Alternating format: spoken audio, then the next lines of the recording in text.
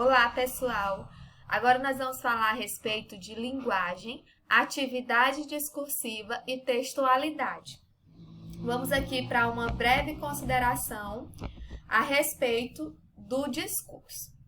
A perspectiva discursiva, aquela que articula os fenômenos linguísticos às condições sociohistóricas em que ocorre, tem adquirido cada vez mais importância no âmbito dos estudos de comunicação, à medida que se reconhece o papel fundante da linguagem em constituir as relações sociais e de poder, bem como ser por elas constituídas.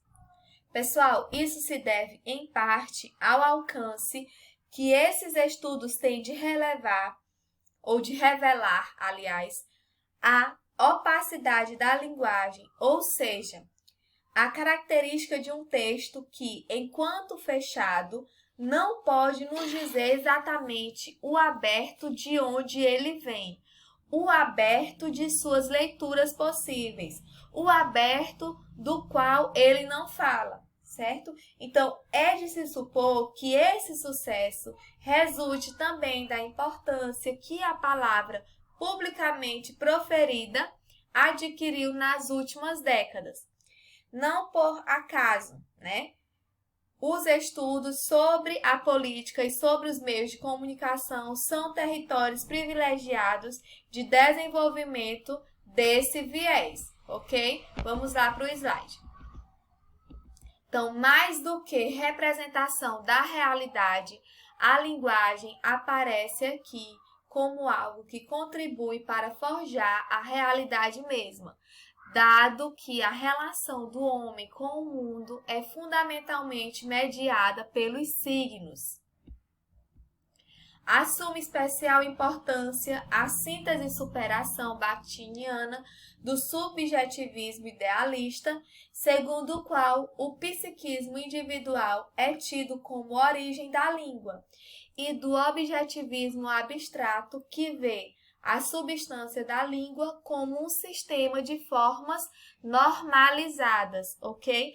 Então, gente, nessa perspectiva teórica, ontologicamente, a linguagem ela estende e complexifica a ligação que o homem estabelece pelo trabalho com as esferas objetiva e subjetiva da existência.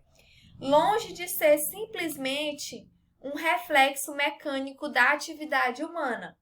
Ela é constitutiva dessa atividade e do próprio ser, certo? Então, como está aí no slide para vocês, o sujeito social que produz um enunciado não é uma entidade que existe fora e independentemente do discurso, como a origem do enunciado, mas é, ao contrário, uma função do próprio enunciado. Assim, o discurso deve ser entendido como forma de prática social e não como atividade puramente individual ou reflexo de variáveis situacionais. Então, tal como a atividade industriosa, a atividade linguageira só ganha sentido nas relações dos homens em sociedade, nesse fazer junto. Como está aí no slide para vocês, é sobre essas bases que se funda o conceito bakhtiniano de dialogismo. Princípio constitutivo da linguagem, ele remete à abertura do discurso para o que vem antes dele, fios ideológicos que ele torna, retoma, rebate e incorpora, e o que vem depois, os outros inscritos no que eu diz a quem esse eu se dirige, certo? Então, essa relação diz respeito também ao papel da linguagem na arena social. Qual seja, cada palavra se apresenta como uma arena em miniatura, onde se intercruzam e lutam os valores sociais de orientação contraditória. a palavra revela-se no momento de sua expressão como o produto da interação viva das forças sociais. Então, disso temos que a língua ela não é ideologicamente neutra, e sim complexa, pois, a partir do uso e dos traços dos discursos que nela se imprimem, né, instalam-se na língua choques e contradições, certo? Então, gente, mais do que ser derivado das identidades sociais, o discurso contribui para constituir as identidades, as relações entre os sujeitos e os sistemas de conhecimento e de crença sobre o mundo, partilhados ou disputados por ele. E isso, gente, diz respeito tanto aos sujeitos que dizem, quanto aos sujeitos que ouvem. O discurso determina também os lugares de emissores e receptores. Esses lugares, eles não são fixos, pois as relações entre os sujeitos se transformam, mudando também o investimento ideológico dos discursos que nascem dessas relações.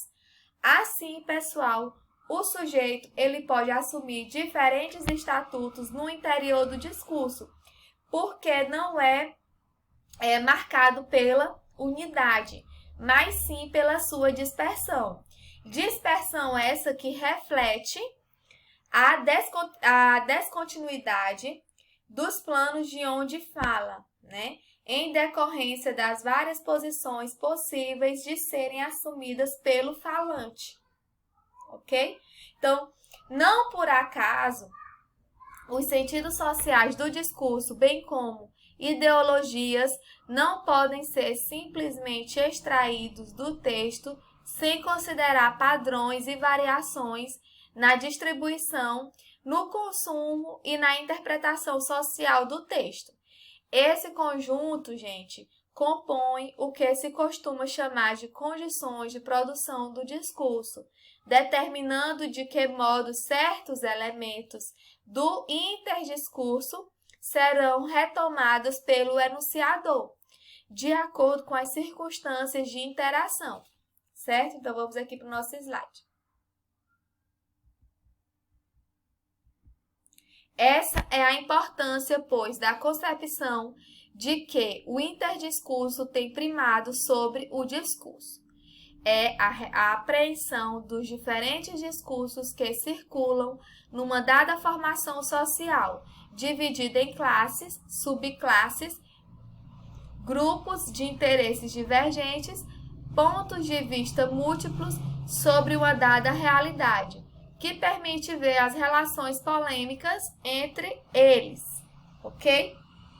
Então, um programa de pesquisa que não considere essa relação discurso-interdiscurso corre um grande risco de limitar-se à textualidade ou aos aspectos mais pragmáticos de interação, uma vez que se negligencia o fato de que a complexa configuração interdependente de formações discursivas tem primazia sobre as partes e as propriedades que não são previsíveis das partes. Então, essa interdependência, ela revela a dinâmica entre produção e mudança discursiva, pondo em evidência a historicidade dos textos na sua relação com os outros. Vamos aqui para o nosso slide. Se no plano da interdiscursividade se aprendem as relações entre formações discursivas por meio dos textos que circulam em cada uma delas e entre elas, no plano da intertextualidade, é possível perceber o caráter não unitário de cada uma dessas divisões, como esferas de circulação permeadas também por contradições, ok? Então, por isso,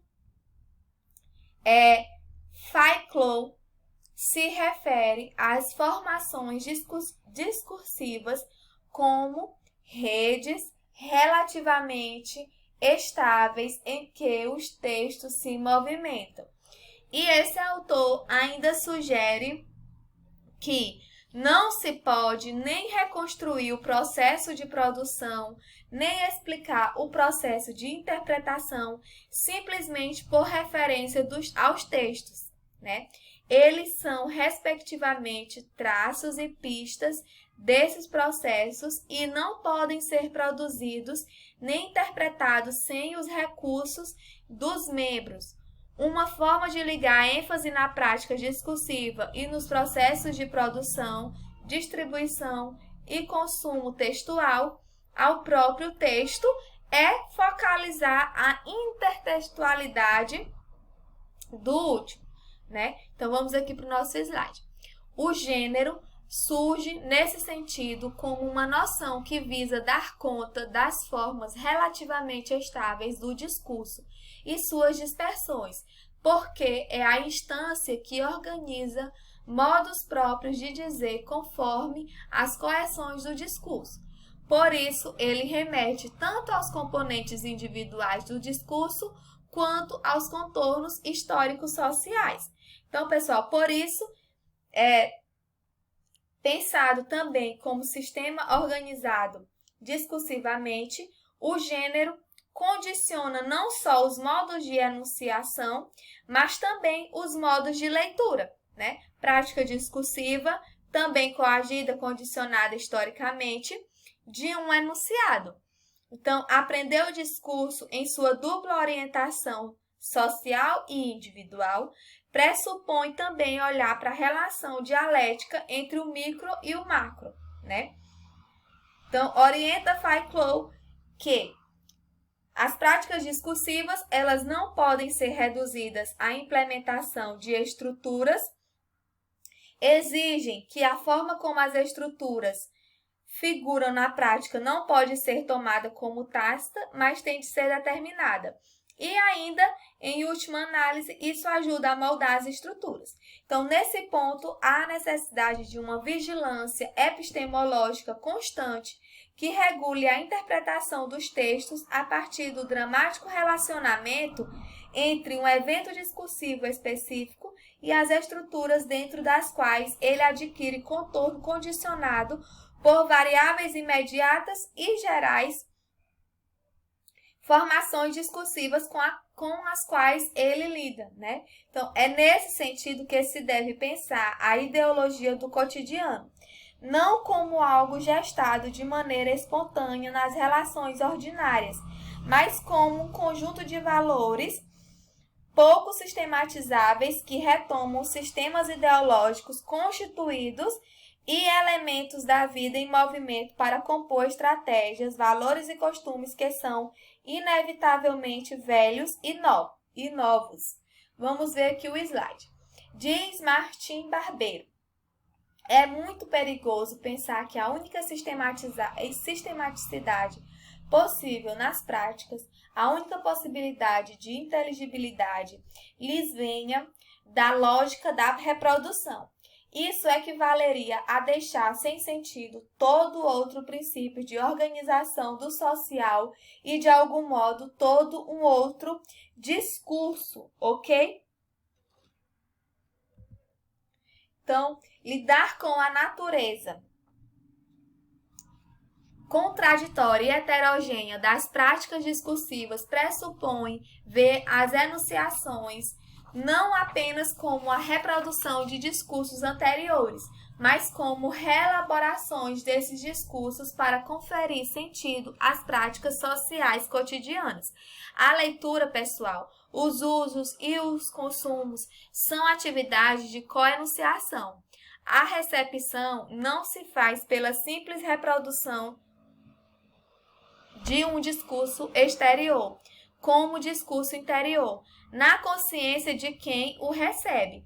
É como se, em vez disso, a toda recepção correspondesse uma emissão para si mesmo, né? Com o que temos uma cadeira contínua.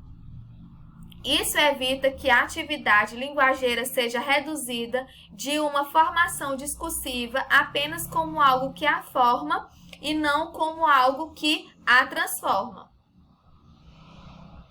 Ok? Então, até a nossa próxima aula.